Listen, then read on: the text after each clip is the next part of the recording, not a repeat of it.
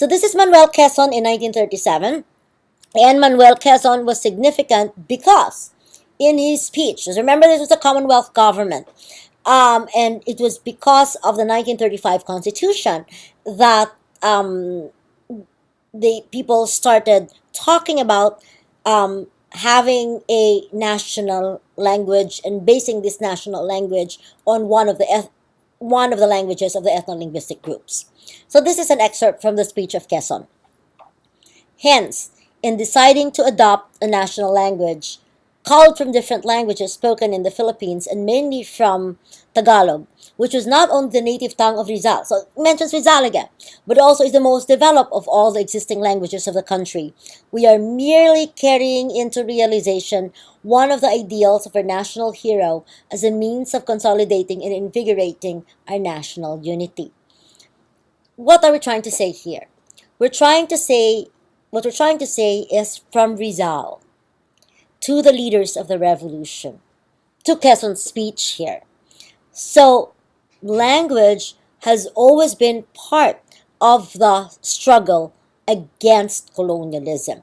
So, and language is a symbol of unity among the Filipino people and part of these people's assertion of being a sovereign and independent nation. Okay, so we move on.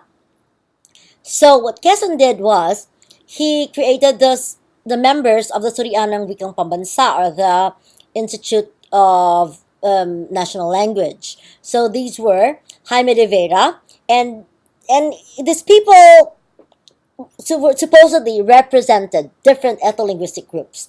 So you have Jaime de Vera representing Samar Leyte Visayan, and he was chair. And Filimon Soto was Cebu Visayan. Casimiro Perfecto came from Bicol.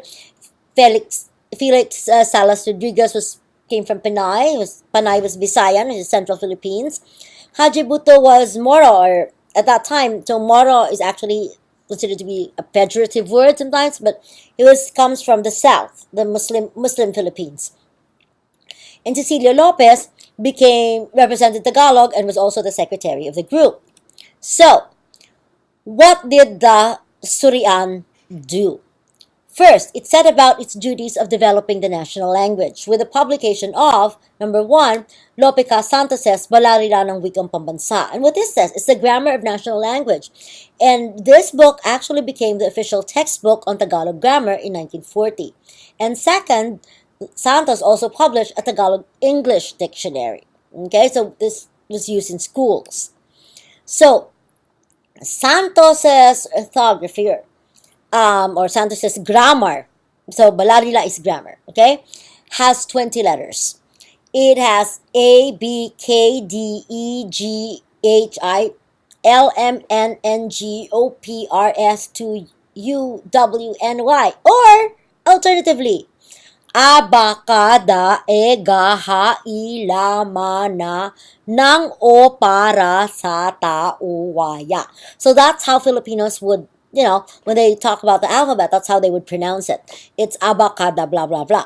Okay? So now you have 5 vowels, a, e, I, o, u, and you have 15 consonants. Kada, ga, ha, la, mana, para, sa, ta, o, waya. So these are the letters in Santos's Balarila. Now, why is this significant? Because now you have the official comeback of the letter K and the letter W and so on and so forth. Okay. Here are the summary of changes. Okay.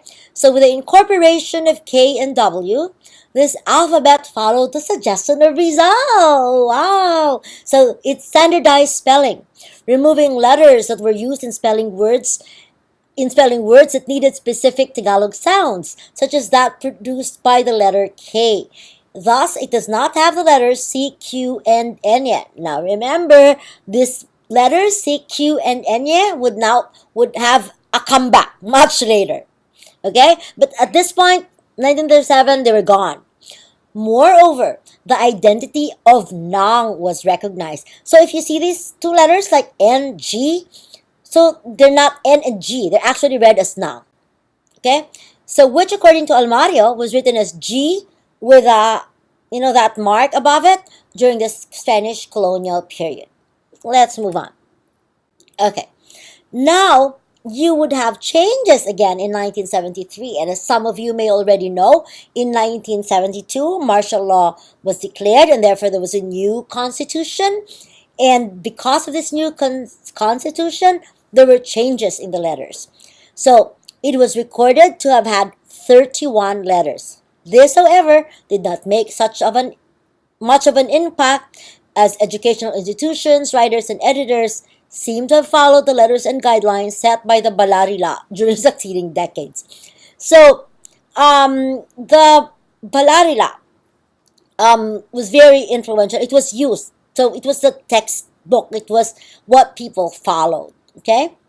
So, but something else happened in 1987. So, as people may know, 1986, Marcos was ousted from power. There was a new constitution in 1987 because the new constitution was needed by the revolutionary government of Corazon Aquino, and therefore, and Filipino became Filipino because 8 more letters were added to the original 20 letters of the Balarila. Okay, these were C, F, J, N, Q, V, X, and Z. By adding these letters, Filipino truly incorporates words from other Philippine languages.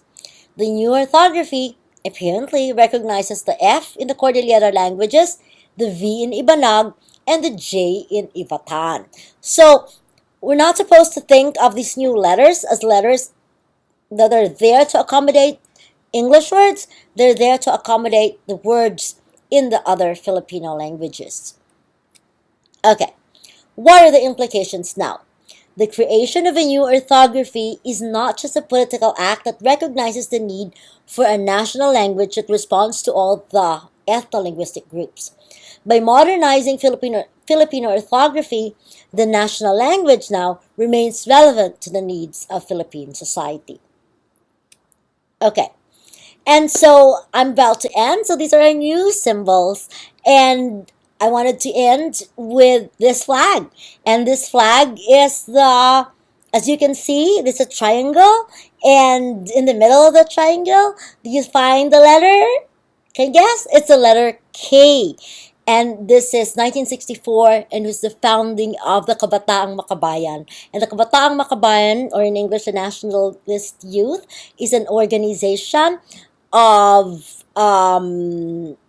youth, of mainly students, that now, and it's now as I'm recording this, it's 2015, and last year they celebrated, how many years is that? 50, 40, 50?